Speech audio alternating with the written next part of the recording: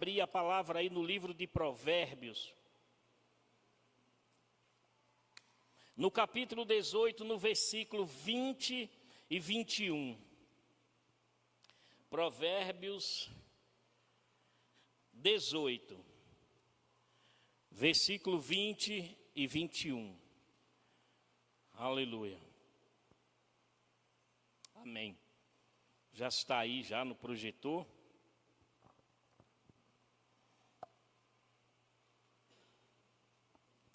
Aleluia. Amém?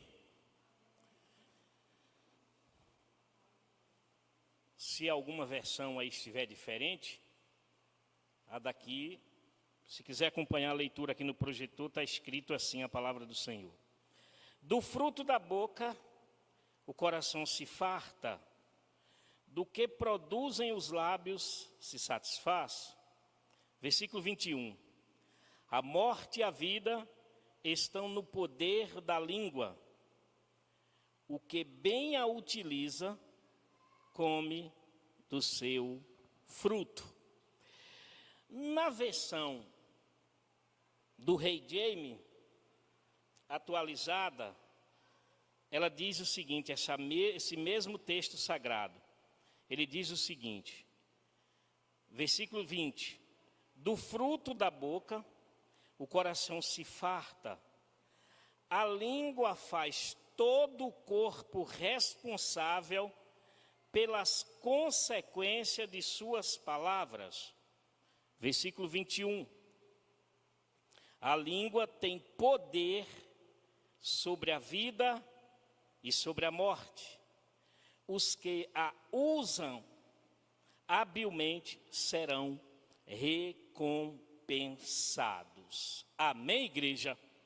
Glória a Deus. Queridos, essa palavra, há muito tempo atrás, essa palavra me chamou bastante atenção. E ao ler esta palavra, e mediante a graça do Senhor Jesus, tem um pequeno, minúsculo conhecimento, entendimento dessa palavra, eu entendi que tudo aquilo que a gente fala, há um resultado. Você pode repetir comigo assim: eu sou. Diga, eu sou o que a Bíblia diz que eu sou. Diga, eu tenho o que a Bíblia diz que eu tenho. Eu posso o que a Bíblia diz que eu posso. E eu posso todas as coisas naquele que me fortalece. Amém?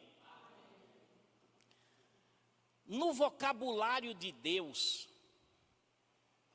não existe não posso, não consigo, não tenho condições, eu vou desistir. No vocabulário de Deus não existe isso. E nós devemos aprender com Ele, porque Ele é o nosso Pai. Ele é o nosso Criador. O filho aprende na casa do Pai. Amém? E tudo que o filho aprende na casa do Pai, ele carrega consigo aquilo que ele aprendeu ali na casa dos seus pais quando criança.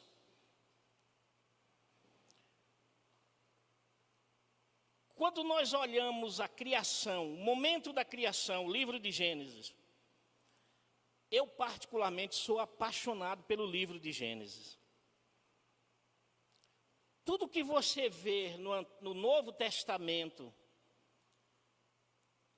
e você quer a origem, por isso que ele tem na palavra origem, princípio, você encontra no livro de Gênesis. E quando você abre o livro de Gênesis, que você vê Deus, no momento da criação,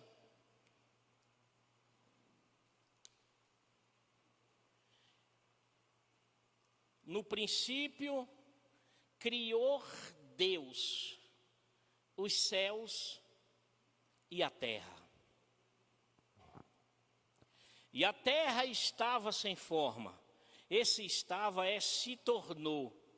Porque a Bíblia vai nos dizer em Isaías que Deus não cria nada imperfeito.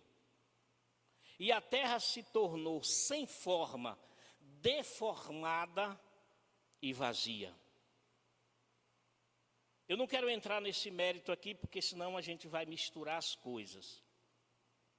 Mas ao ver a terra dessa forma, a Bíblia diz que o Espírito de Deus pairava sobre a face do abismo. Pairava, chocava, aguardava o momento de uma palavra para que o Espírito pudesse dar vida àquilo que a palavra chegasse até ele. É por isso que no livro de Jó 42:2, ele vai dizer assim: eu bem sei que tudo podes e que nenhum dos teus pensamentos poderão ser impedido. Pensamento é projeto. Por isso que Jeremias vai dizer: eu bem sei os pensamentos que penso a respeito de vós, pensamento de paz e não de mal. Ou seja, eu bem sei os projetos que penso a respeito de vós, para vos dar o fim que esperais. Daí nós entendemos que Deus é aquele que projeta as coisas, que idealiza as coisas, que imagina as coisas, que cria as coisas. Mas aí vem para a execução. Em João capítulo 1, Jesus é conhecido como o verbo, como a palavra. Né? No princípio era a palavra, no princípio era o verbo. E o verbo estava com Deus e o verbo era Deus. E o Espírito Santo é aquele que dá vida. Por isso que na conversa, no diálogo com Nicodemos, ele vai dizer: se você não nascer de novo da água e do Espírito, não pode ver e não pode entrar no reino de Deus. Amém? Amém, igreja? Então, no momento que Deus cria as coisas, ele não tinha nada de matéria-prima, porque do versículo 1 para o versículo 2, a seguir do livro de Gênesis, há uma distância muito grande. E ele não tem, no momento da criação, ele não tem nada de matéria-prima. Ele criou do nada, tem o verbo bará, que é nada, ele cria do nada. Mas ele libera uma palavra.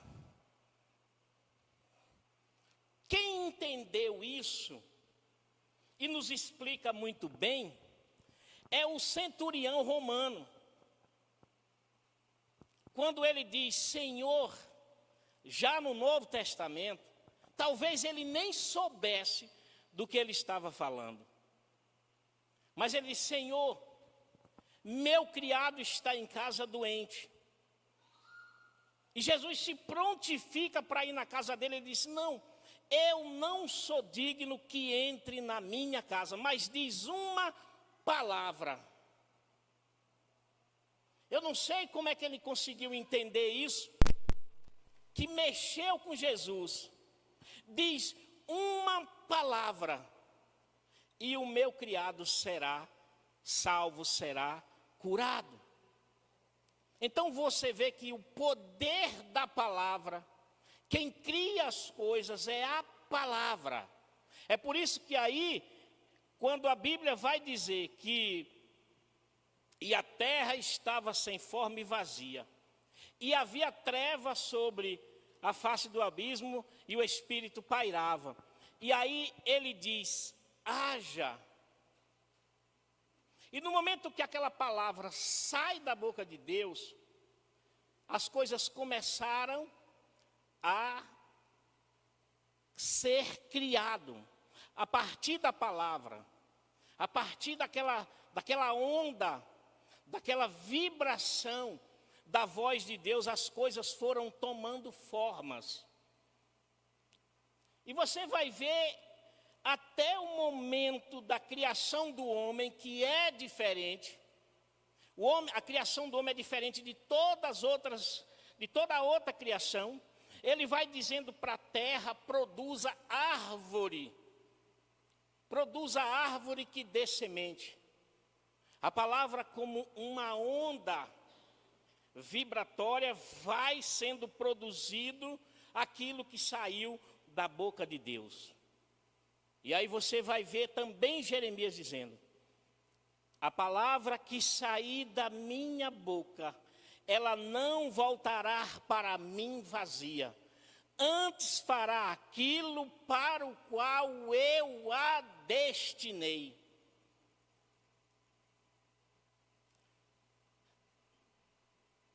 Mas no momento que ele vai fazer o homem, ele faz diferente. Ele diz que a água do mar produz seres segundo a sua espécie. A terra produz animais segundo a sua espécie. Mas na hora de fazer o homem é algo especial. Na hora de fazer o ser humano é algo especial. Não se sabe como,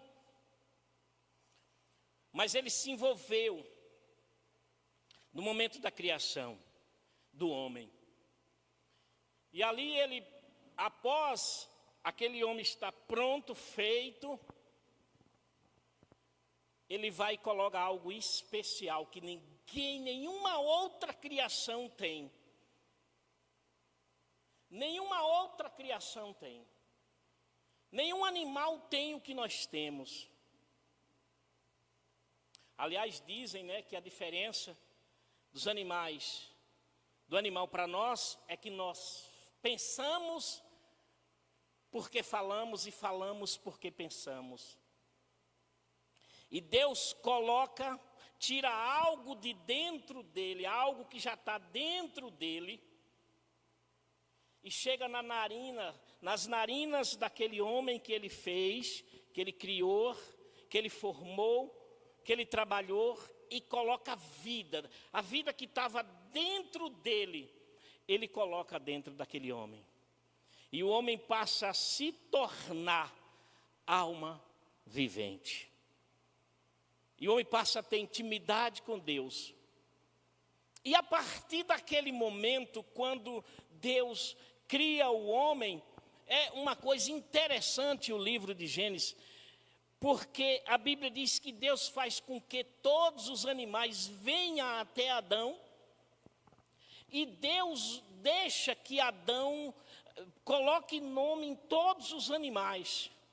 Do que a gente conhece hoje, eu creio que sim, eu acredito que sim. E a Bíblia diz que Deus não desfez de nenhum nome do que Adão deu a todos os animais. Tamanha era a inteligência que Deus colocou naquele ser humano, naquele primeiro ser humano. E agora, queridos, quem está falando aqui que do fruto da boca o coração se farta, do que produzem os lábios se satisfaz, a morte e a vida estão no poder da língua, o que bem a utiliza come do seu fruto. Vamos entender um pouquinho isso aqui. Quem escreveu isso foi Salomão. Só que Salomão não era um homem também qualquer. Foi um homem escolhido por Deus para reinar sobre Israel. Logo na morte de Davi, E ele era muito jovem. Ele era jovem e sem entendimento. Ele conviveu com o pai dele. O pai era habilidoso em guerras. O período era de guerra. E ele, como que eu vou governar essa nação? Só que ele faz o seguinte: ele vai para um determinado lugar, faz entender o processo do sacrifício que existia no Antigo Testamento, e vai fazer culto ao Senhor, fazendo oferta ao Senhor. E na oração, e ele vai fazer uma oração, está lá em 1 Reis, ele vai fazer oração a Deus e diz: Deus, eu sou jovem, e para governar essa nação, eu vou precisar de sabedoria. Me dá sabedoria, me dê entendimento para governar o teu povo, para governar essa nação, para ser juiz do teu povo, me dê sabedoria. E a narrativa bíblica diz que Deus diz para ele: como tu não me pediu a morte dos seus inimigos, e me pediste sabedoria, eu não só vou te dar sabedoria, como também vou te dar muita riqueza. E quem atesta isso depois é o Senhor Jesus. Nas duas coisas, na riqueza e na sabedoria. Salomão, um homem mais rico e mais sábio que já pisou nessa terra. Mas ele faz uma ressalva. E está aqui Jesus falando quem é maior do que Salomão. Amém? Então ali está o próprio Deus falando, porque foi ele quem deu a sabedoria a Salomão. E Salomão, entendido do assunto, sabia. A Bíblia vai dizer, lá no próprio capítulo 5 do livro de 1 Reis, lá no final do capítulo 5, que Salomão escreveu mais de 1000 provérbios. Naquela época, naquele tempo, não existia livros, formas de leituras como nós temos hoje. As coisas eram conversadas, faladas. Por isso que Isaías 64 vai dizer que era de boca a ouvido. A Bíblia só começou a ser escrita a partir de Moisés. Adão foi falando para os seus filhos, e seus filhos, para os seus filhos, para os seus netos, até chegar a Lameque, né? E Lameque passa para Noé, e Noé passa para os seus filhos, e os seus filhos chegam até Abraão, de Abraão chega, e chega dos seus filhos até Noé, e Noé começa então a conversar com seus filhos, e os seus filhos vai chegando para Abraão, e quando chega lá em Moisés, Deus disse: tudo o que você sabe, tudo que você ouviu, você escreve em um livro. E a partir daí é que vai se escrevendo, porque a idade do homem também vai se diminuindo. Mas antigamente era falado, era conversado. Então a Bíblia diz que para Salomão, todos os reinos com quem ele fez paz e aliança, vinha até ele para ouvir os seus contos, para ouvir os seus provérbios. Entre eles, muitos salmos que ele falou. E ele conversa, e ele fala, e ele ensina, e todo mundo se maravilhava. Mas voltando para o nosso texto, e voltando para a nossa realidade de hoje, nós somos responsáveis. Talvez você não saiba, mas o que você vive hoje, o que você é hoje, pode ser resultado se sua vida for de sucesso, pode ser resultado de palavras que foram liberadas sobre você, ou se sua vida é uma vida de derrota, pode ser de palavras que também foi liberada sobre você, ou você mesma produziu essas palavras e hoje você está colhendo o resultado disso. Por favor, se possível, Deus, coloca aí Mateus capítulo 27, versículo 24, para você ver o que é que a palavra falada, o poder e o efeito que ela tem nas nossas vidas e nas vidas daquelas pessoas que estão ao nosso redor. Vendo Pilatos, Mateus 27, 24, está aí? É 25 também, tá? Vendo Pilatos que nada conseguia, antes, pelo contrário, aumentava o tumulto, mandando vir água, lavou as mãos perante o povo, dizendo: olha só, estou inocente do sangue desse justo. Fique o caso convosco. Estou inocente do sangue desse justo. O que é que diz o versículo 25? E o povo todo respondeu: caia sobre nós o seu sangue e sobre nossos filhos. Quem estava ali querendo a morte de Jesus? Os seus compatriotas, os judeus. Pilatos fez de tudo para tentar salvar Jesus. É claro que ele se acovardou, ele era o rei, ele era o governador, melhor dizendo. Ele tinha poder para soltar Jesus. Mas é claro, estava escrito na história, se Jesus fosse solto e não fosse morto, nós hoje não estaríamos aqui. Porque foi a morte dele que nos deu vida, amém, queridos? Mas Pilato, a narrativa bíblica diz que Pilato diz: eu estou inocente do sangue desse justo. E o povo ali alvoroçado, crucifica, crucifica, crucifica. E ao ouvir o que Pilato diz, que era inocente do sangue desse justo, de lá de baixo eles gritaram: se este homem aí é inocente, o sangue dele recaia sobre nós e sobre os nossos filhos.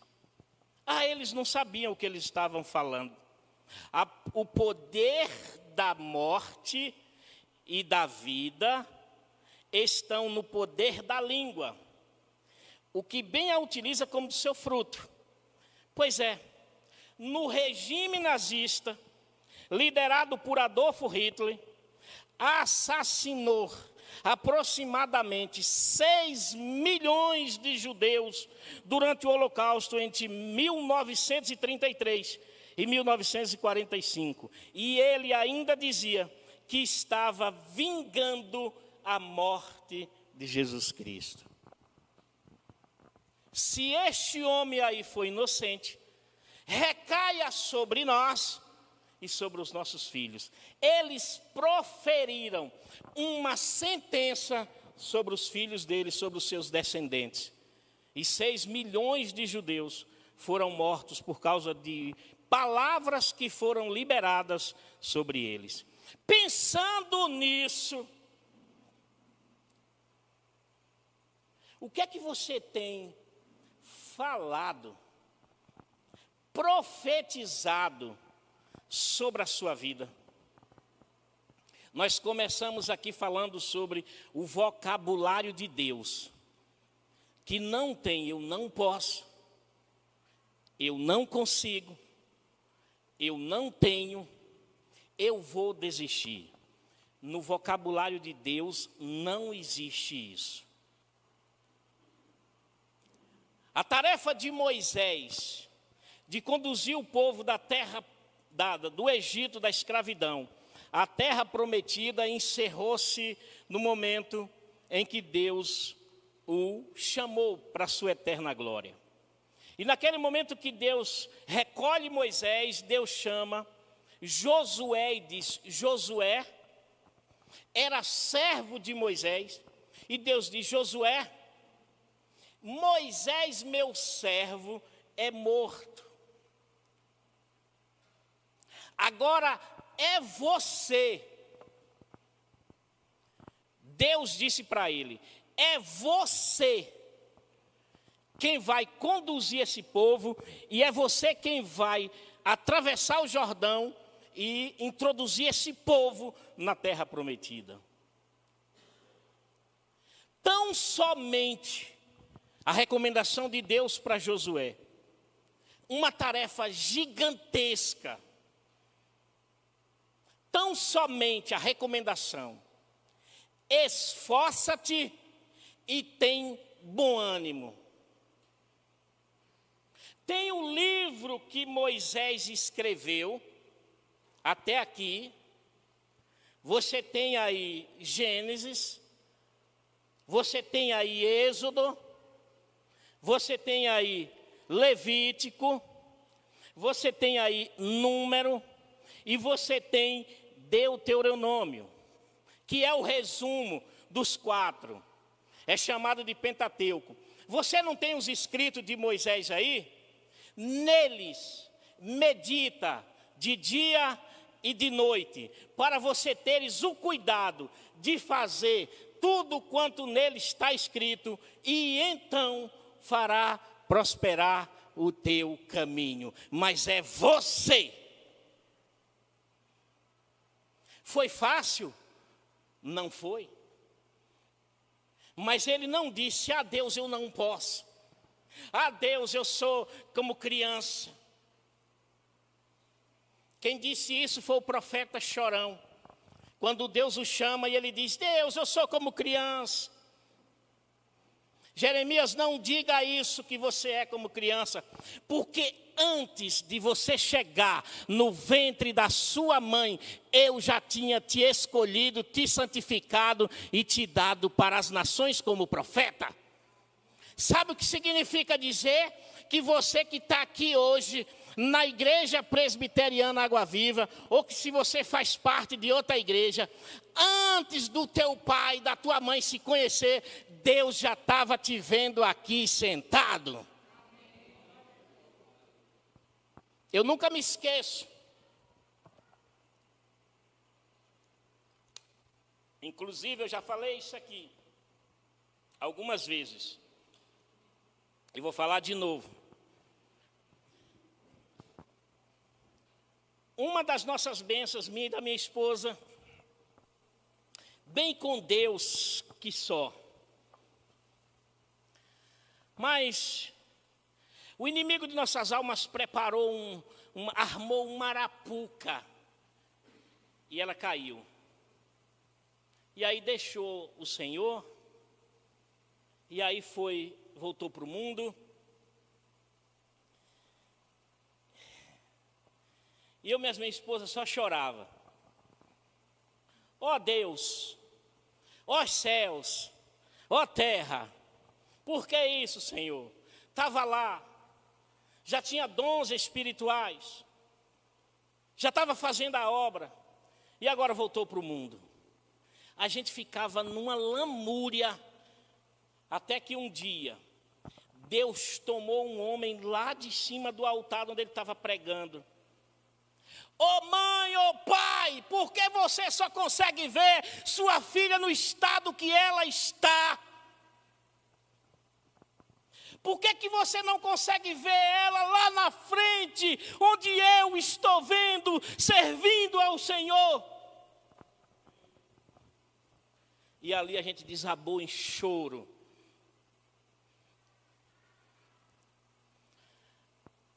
Não sei por que Deus a permitiu que passasse um aperto lá na rua, na cidade. Meia-noite, para 1h da manhã, nós iríamos para, antes disso, da meia-noite, ela tinha um carro. Nós saímos da Vasco da Gama para o bairro de Valéria, 22 quilômetros, para ir pastorear lá. Íamos de ônibus, voltava de ônibus. Era assalto dentro de ônibus, era blitz, era uma confusão terrível. Aí ela chegou um dia lá e disse assim: pai, mas mãe, eu estou usando o carro de segunda a sexta e sábado, e domingo vocês podem pegar o carro, e eu vou batizar esse carro de Samuel. Aí eu disse: está certo, o senhor pode pegar Samuel, era um celta, você pode pegar Samuel, e de domingo vocês podem ir de manhã, e a gente ia de manhã, por causa da distância, e só voltava de noite. A gente colocou um emblema da congregação onde a gente congregava, tinha um emblema, e a gente colocou no fundo do carro aquele emblema. Então, é identificado, igreja tal ali, ó, de igreja tal. Mais ou menos meia-noite para 1h da manhã, antes de Deus tocar nela, para retornar para Ele, ela passa na avenida. Eu não gosto de falar o nome dessa avenida porque é identificada como uma entidade maligna. Mas eu agora me esqueci o nome da avenida, mas é uma avenida que liga Avenida Mário Leal Ferreira para Vasco da Gama, que é dado o nome de Avenida Ogunjar, que é o nome de uma entidade, porque lá se fazia muitos despachos, e era colocado ali e batizar esse nome dessa avenida. Mas ela tem um outro nome, eu acabei me esquecendo do nome. De frente à Ceasa do Ogunjar, ela bate num buraco 1h da manhã, dois lugares que é perigoso. De um lado tinha uma facção, e do outro tinha uma outra facção que sempre estava entrando em conflito, e essa avenida passa no meio. De frente a esses dois lugares, o pneu puff. O carro bate num lugar, o pneu fura na hora e o carro para, sozinha. De meia-noite para 1h da manhã, mais ou menos. Eu em casa, mais a mãe dormindo.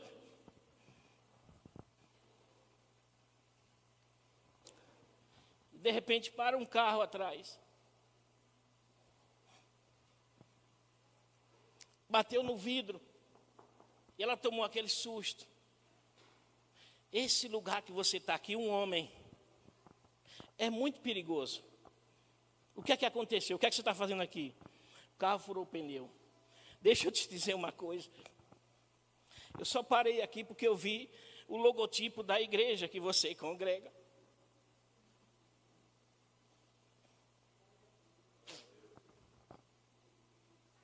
Urgente, vamos sair daqui. Botou ela no carro, você mora ali perto, ali próximo da Perina, antiga Perina da Vasco da Gama. E levou ela para casa. E ela chamou um vizinho, não quis me chamar, porque sabia que eu ia esbravejar com ela. Chamou um vizinho conhecido. E foram lá e pegaram o carro. Trocaram o pneu, trocaram o carro. Ela trabalha no banco. Lá na Liberdade, trabalhava lá na Liberdade. Saiu do horário do banco.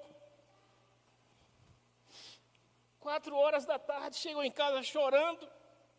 Disse: mãe, pai, eu quero voltar para Jesus. Essa vida não é para mim. Eu não sei como é que você vê a sua filha, seu filho, seu marido, sua esposa. Mas eu quero te encorajar nessa noite a olhar para ele, sentado aí do teu lado aqui, servindo ao Senhor, pregando, louvando, adorando, fazendo qualquer coisa para a glória de Deus. Consiga ver ele assim, consiga ter o olhar de Deus e não o olhar do homem derrotado e caído. E graças a Deus, até hoje, e com certeza, daqui para a glória, Deus permite passar por essa experiência, mas nós também tivemos que ser sacudidos pela palavra do Senhor, porque a gente ficava naquela lamúria. E Deus diz, por que você só consegue ter o olhar para a derrota? Por que você não consegue ver ela lá na frente servindo ao Senhor? O poder da morte e da vida está na palavra. Mateus capítulo 20, versículo 20. Mateus capítulo 20, versículo 20. Até o 23. Está aí? Mateus. Então se chegou a ele a mulher de Zebedeu com seus filhos e o adorando pediu-lhe um favor. Prestem atenção. Chegou adorando e pediu um favor. Versículo 21. Perguntou-lhe ele, que queres?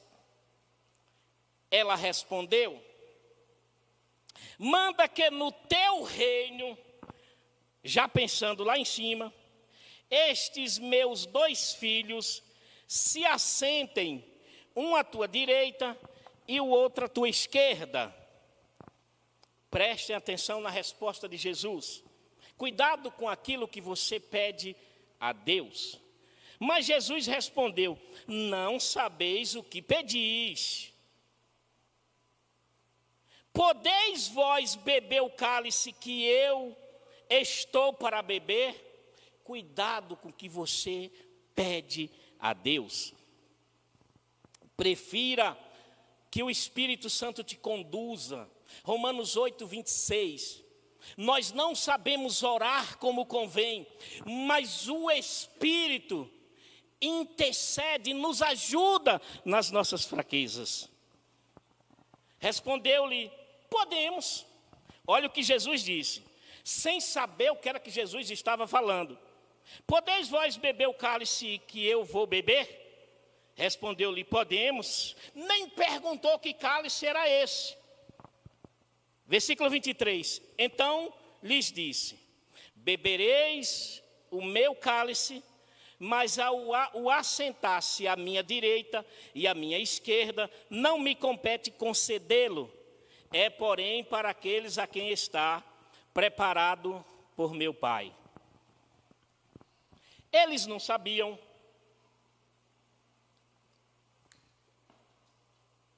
que o cálice, e num outro evangelho vai falar cálice e batismo. Eles não sabiam o que estava pedindo. E Jesus estava falando do cálice da morte violenta, da qual ele iria passar.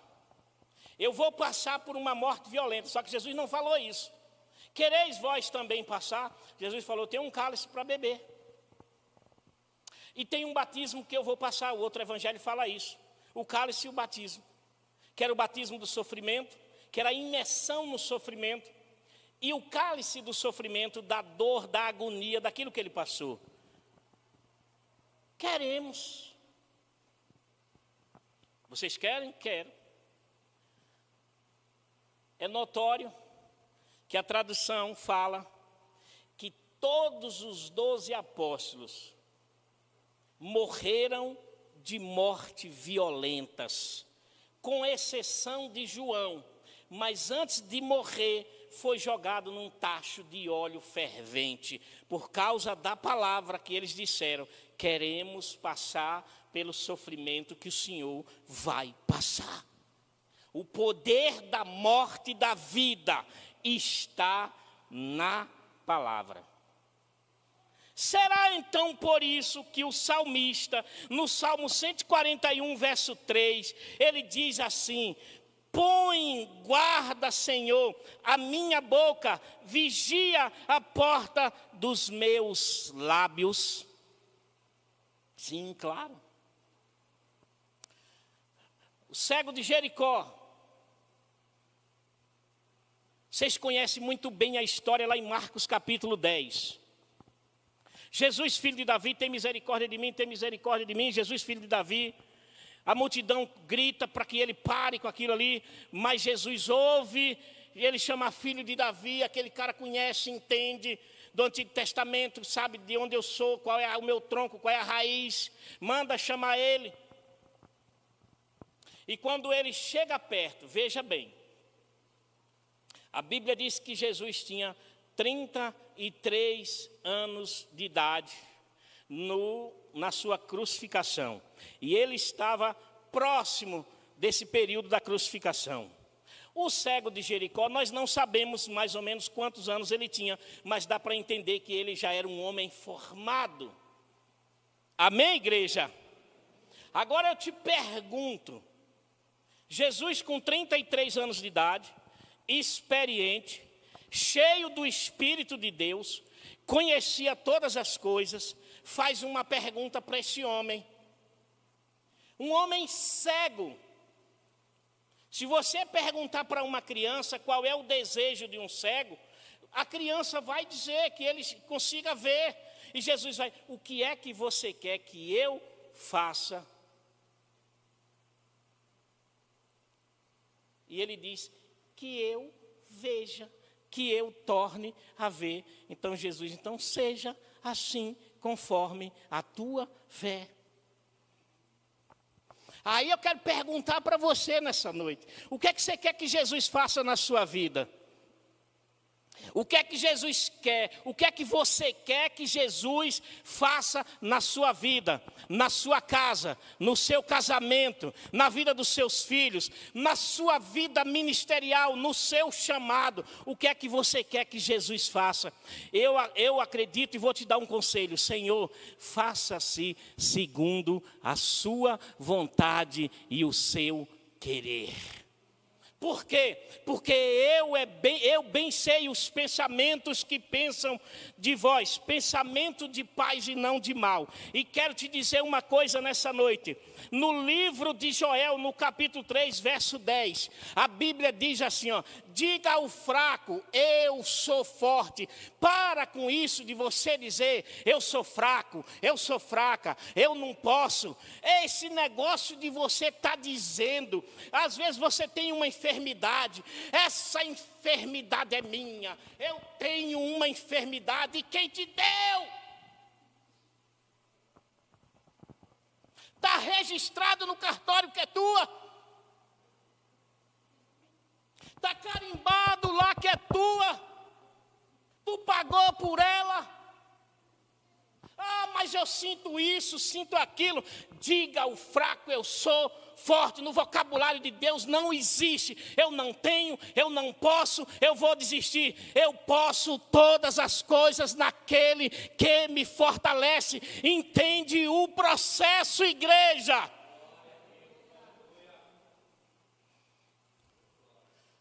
Deus não dá a ninguém aquilo que você não pode suportar.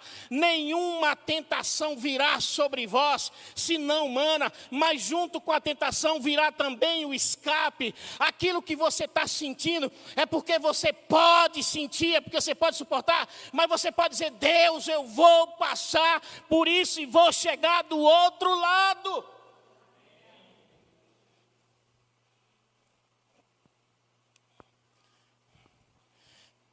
Salmo 23, Davi não diz, Senhor, quando chegar no vale da sombra da morte, eu vou cair. Ainda que eu passe. Ele não disse que ia parar lá. Ele não disse que ia ser derrotado pelo vale da sombra da morte. Ainda que eu passe. Ele está andando. É o vale da sombra da morte, mas eu estou andando. Eu vou passar por esse vale.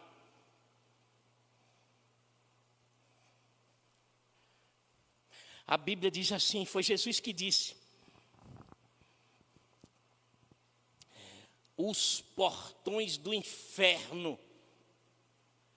não irão prevalecer contra a minha igreja. Não está dizendo que não vai ter investida do maligno, do inferno. Ele está dizendo que não irá prevalecer. Você não será derrotado dentro do inferno. Você pode ser derrotado pela sua boca, pela sua língua. Aquilo que você fala constrói algo no mundo espiritual.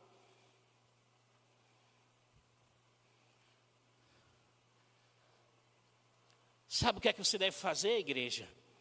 Deus me perdoa por toda palavra, porque Deus diz que pela palavra nós seremos julgados. Me perdoa por toda palavra, toda sentença de morte física, de morte espiritual. Toda palavra que eu proferi contra a minha vida, contra a vida dos meus filhos, contra o meu casamento. Não tem mais jeito. Quem foi que te disse? Você que está dizendo que não tem mais jeito.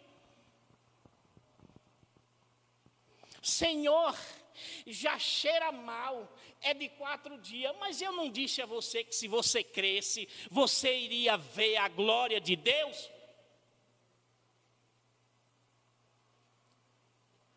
Para de ficar se lamentando, se lamuriando, dizendo que não tem jeito, que já era, que já acabou. Não acabou. A última palavra quem dá é Deus. Agora comece você a abrir a sua boca e proferir, porque palavras são semente. A qualquer hora, a qualquer momento, elas vão germinar, ou a teu favor, ou contra você. Porque nós crentes somos assim, não queremos xingar, mas dizemos assim, ou do nosso cônjuge, para não dizer que é aquele nome feio, dizer assim, é uma bênção, mas no coração e na mente é outro nome.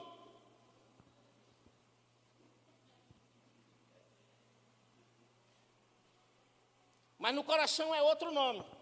Mas no coração é aquilo que se farta, é o que os lábios estão dizendo. Você é uma bênção. E eu profetizo salvação na sua vida. Ah, mas o dia amanheceu, o ano passou e eu não vejo nada. Mas continua profetizando que um dia essa semente vai germinar. Uma hora dessa Deus sela essa palavra que você falou. O poder da morte está na Bíblia, está escrito. Não é invenção de homens. Nós estudamos aqui hoje de manhã sobre a veracidade das Escrituras. São palavras inspiradas. O poder da morte e da vida está na língua. E você é quem decide se vai ser morte ou se vai ser vida.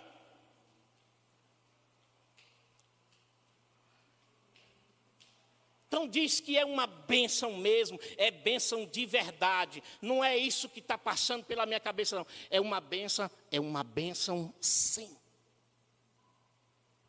A minha casa é uma bênção. O meu trabalho, ir para aquele trabalho hoje, oh, só Jesus. Aquele trabalho, tem uma irmãzinha lá que só a bênção de Deus, só misericórdia mesmo. Deus abençoe aquela irmã, abençoe aquele irmão. Deus, que o teu Espírito Santo, que está em mim, venha contagiar aquele ambiente, venha contagiar aquela pessoa. Entra na presença de Deus. A Bíblia nos diz que Moisés estava lá, na presença do Senhor, e quando desceu, as pessoas não conseguiam olhar. Faz isso, que quando ela olhar para você, ela, ué, você está diferente hoje. Ô irmã Nini, como você está diferente? E cada vez que ela pensar que o inimigo usar ou tentar usar, falar alguma coisa para você, quando ela se virar para você, ela vai ver uma glória. Ela diz, tem algo diferente aqui.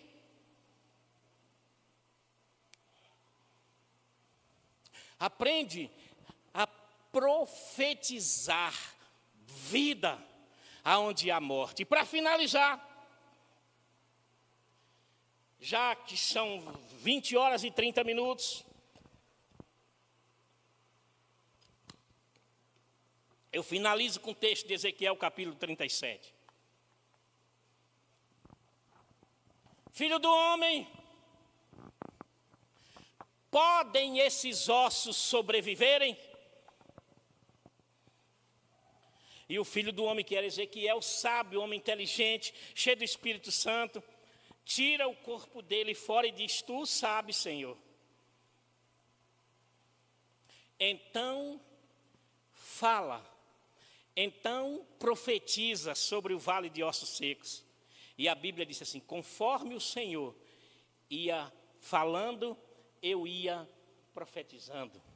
E a Bíblia diz que quando ele foi falando, cada osso foi se ajuntando ao seu osso, foi o maior reboliço naquele lugar. Esse mesmo reboliço, a partir do momento que você entender isso e você falar, naquele lugar onde estão aqueles mortos espiritualmente, vai haver vida em nome de Jesus. E ele foi falando, conforme Deus ia orientando, os ossos se formaram e formou um esqueleto. Aí Deus disse: agora, chama nervo, chama pele. E por que o Deus Todo-Poderoso não pode fazer isso? Ele está nos ensinando. Romanos 15:4, tudo quanto antes foi escrito, para o nosso ensino foi escrito. Ele está nos ensinando que nós somos capazes de fazer isso, pela palavra do Senhor. Agora está aí, está o corpo formado, os ossos se juntou, a pele veio, os músculos veio, mas não tem espírito. Então chama o espírito dos quatro ventos. E a Bíblia diz que ele chamou, Fábio, o Espírito Santo dos quatro ventos. E ele veio, encheu, e aquele que era um vale de osso seco se tornou um exército forte e firme. Amém? Amém, igreja? Cadê o pessoal do louvor, por favor? Aleluia. Aleluia. Eu queria que você colocasse a mão sobre o seu coração. Se você pudesse colocar de pé, igreja, por favor, se coloca de pé. Vamos orar ao Senhor de pé. Filho do homem, está lá escrito em Ezequiel capítulo 2, filho do homem, põe-te em pé e eu falarei contigo. É Deus quem abre a porta para você e faz o teu milagre. Fecha os teus olhos, coloca a mão sobre o teu coração. Aleluia. Você já não tem. É Deus que faz. Coloca a mão sobre o teu coração. Falhou? O meu falhou. Aleluia.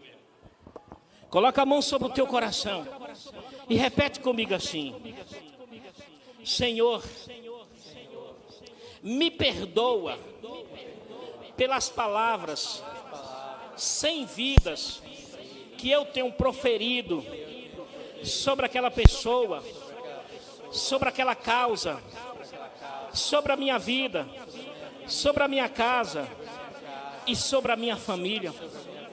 Cancela hoje toda palavra de morte que saiu dos meus lábios, em nome de Jesus.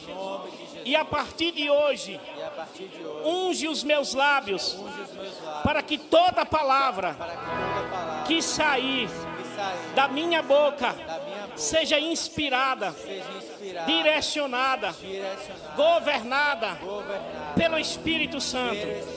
Eu vou profetizar vida onde há morte, luz onde há trevas, salvação onde há perdição. No nome de Jesus, no nome de Jesus, os ossos secos vão levantar, cheios de carne, cheios do Espírito Santo, e vai se tornar um exército para a glória de Deus. A partir de hoje, toda palavra que sair dos meus lábios será palavra de vida, e o nome do Senhor será glorificado e exaltado através daquilo que eu falar, daquilo que eu profetizar, em nome de Jesus.